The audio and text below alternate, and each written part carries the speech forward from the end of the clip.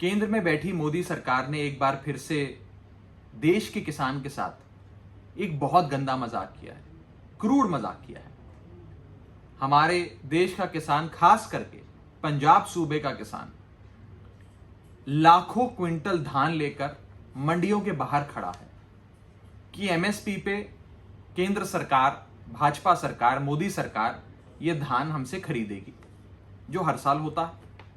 लेकिन केंद्र में बैठी मोदी सरकार एक बदले की नीति के तहत किसानों को परेशान करने के लिए एक और षड्यंत्र किसानों के साथ करने जा रही।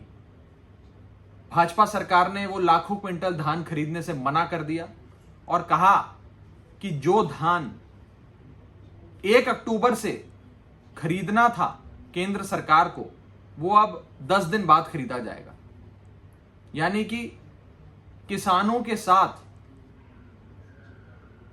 पहले तो बेमौसम बारिश ने, तूफान ने उनकी हालत खराब करी, फसलें खराब करी, उनका पूरा बजट हिला दिया।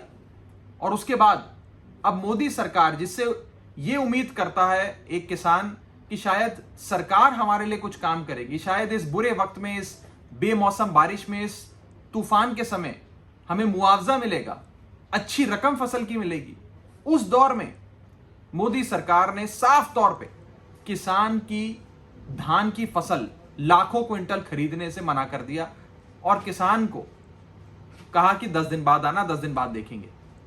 बकायदा औपचारिक तौर पर सर्कुलर जारी कर किसान को मंडियों से वापस जाने को बोल दिया।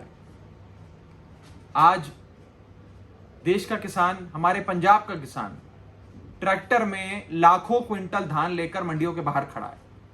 मैं मोदी सरकार को यह कहना चाहता हूं कि आप अपने इस किसान विरोधी रवैये को छोड़िए। देश का किसान देश का अन्नदाता है। आज से ही आप धान की फसल को खरीदना शुरू करिए। कोई 10 दिन, 12 दिन, 15 दिन का डिले अब देश का किसान बर्दाश्त नहीं करेगा। हम साफ तौर पे आपको चुनौती देते हैं, चेतावनी देते हैं कि आप इसी समय लाखों क्विंटल धान जो किसान मंडियों के बाहर लेकर खड़ा है उसे खरीदें।